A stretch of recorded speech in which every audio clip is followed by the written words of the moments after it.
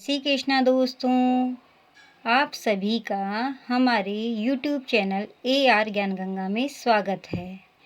आज शरद पूर्णिमा का दिन है और आज से कार्तिक मास शुरू हो रहा है और कार्तिक मास में पुण्य की प्राप्ति 100 गुना अधिक होती है। तो इसलिए आज हम आपके लिए कार्तिक मास का महत्त्व लेके आए हैं, क्योंकि अगर व्रत भी ना करें तो कार्तिक मास का महत्त्व सुनने से ही हमें बहुत अधिक पुण्य की प्राप्ति होती है। तो प्रथम अध्याय। नैमिषारण्य तीर्थ में श्री सूत जी ने 28,000 सौनकादि ऋषियों से कहा, अब मैं आपको कार्तिक मास की कथा विस्तार पूर्वक सुनाता हूँ, जिसका श्रवण करने से मनुष्य के सभी पाप नष्ट हो जाते हैं और अंत समय में वैकुंठ धाम की प्राप्ति होती है। सूत जी ने कहा, श्री कृष्ण से अनुमति लेकर देवर्षि नारद के चले जाने के पश्चात सत्यभामा प्रसन्न होकर भगवान कृष्ण से बोली, हे प्रभु, मैं धन्य हुई, मेरा जन्म सफल हुआ। मुझ जैसी त्रिलोक्य सुंदरी के जन्मदाता भी धन्य है, जो आपकी 16,000 स्त्रियों के बीच में आपकी परम प्यारी पत्नी बनी।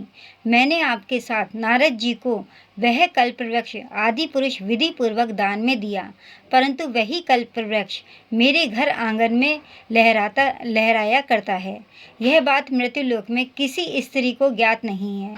हे त्रिलोकीनाथ, मैं आपसे कुछ पूछने की इच्छुक हूँ। आप मुझे कृपया कार्तिक माहत्म्य की कथा विस्तार पूर्वक सुनाइए, जिसको सुनकर मेरा हित हो और जिसके करने से कल्प पर्यंत भी आप मुझसे विमुख न हों।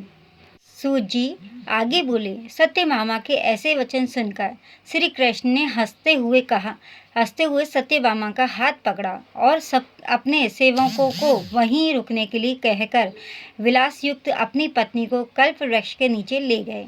फिर हंसकर बोले, हे प्रिय, 16,000 रानियों में से तुम मुझे प्राणों के समान प्यारी हो।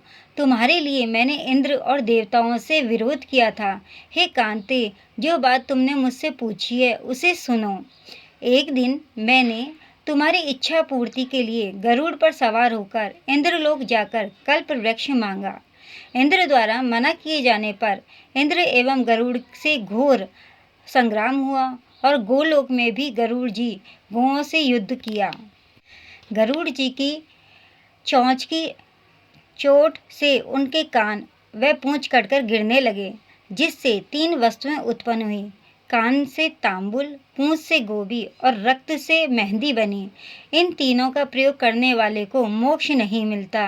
तब गौओं ने भी क्रोधित होकर गरुड़ पर वार किया, जिससे उनके 3 पंख टूटकर गिर गए। इनके पहले पंख से नीलकंठ, दूसरे से मोर और तीसरे से चकवा चकवी उत्पन्न हुए। हे प्रिय, इन तीनों का दर्शन करने मात्र से ही शुभ फल प्राप्त हो जाता है। यह सुनकर सत्यभामा ने कहा, हे प्रभु, कृपया मुझे मेरे पूर्व जन्म के विषय में बताइए कि मैंने पूर्व जन्म में कौन कौन से दान, व्रत व जप नहीं किए हैं। मेरा स्वभाव कैसा था, मेरे जन्मदाता कौन थे और मुझे मृत्युलोक में जन्म क्यों लेना पड़ा। मैंने ऐसा कौन सा पुण्य कर्म किया था जिससे मैं आपकी अर्धांगिनी हुई। श्री कृष्ण बोले, हे प्रिय, अब मैं तुम्हारे द्वारा पूर्व जन्म में किए गए पुण्य कर्मों का विस्तार पूर्वक कहता हूँ, उसे सुनो। पूर्व समय में सतयुग के अंत में मायापुरी में अग्नि गोत्र में वेद वेदांत का ज्ञाता देव शर्मा नामक एक ब्राह्मण निवास करता था।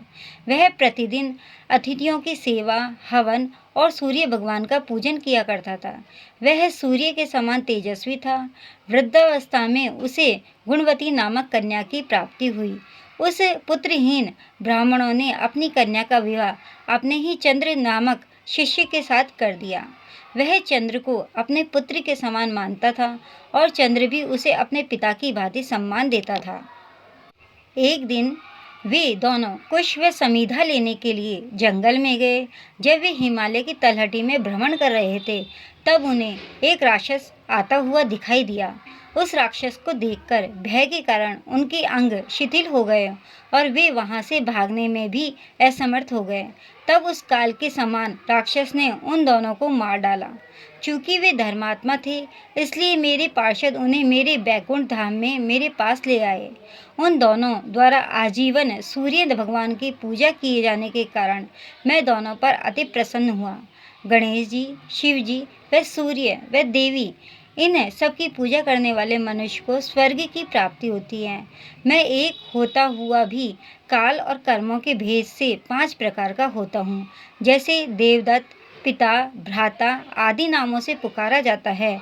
जब वे दोनों विमान पर आरूढ़ होकर सूर्य के समान तेजस्वी रूपवान चंदन की माला धारण किए हुए मेरे भवन में आए, तो वे दिव्य भागों को भोगने लगे।